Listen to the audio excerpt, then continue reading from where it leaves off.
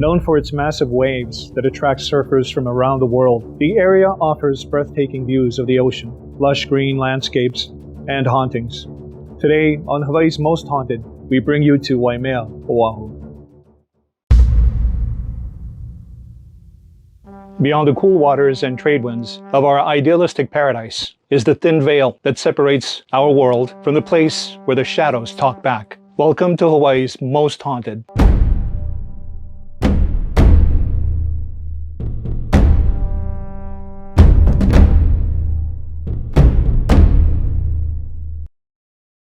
In a Hawaiian newspaper printed in 1859, there's an article that describes a house in Waimea, Oahu, that is so haunted that no one could remain in the house for a considerable amount of time without becoming crazy. A quiet place, set back from the road, and sheltered by tall, swaying trees, and surrounded by grassland and scattered trees.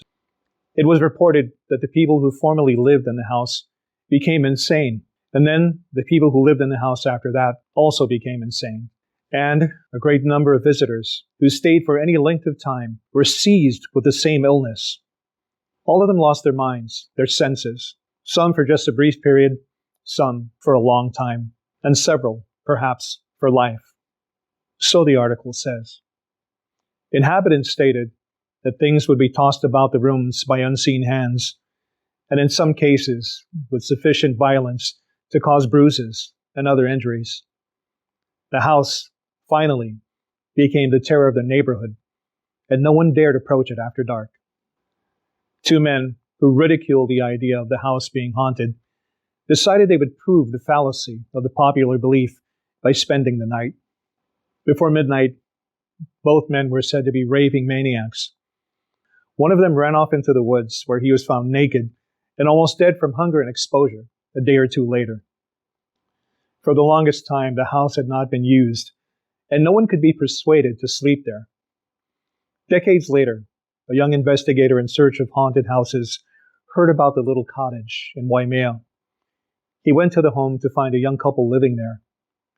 He asked the couple if they'd known the house's reputation, to which they replied in the negative.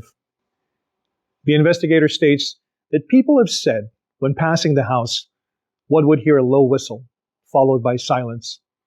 If he keeps walking, another soft call will ring out. If the person is daring enough to walk over the threshold, the front door inexplicably closes behind him, while the others open and shut, all without a human touch. Windows will rattle as if they were shaken by an earthquake. Rocks are hurled upon the roof and glass, which does not exist. Sounds as if it is crashing against the wall. Howls and ear-splitting screams will drive the person away until there is a wide enough distance between him and the little house.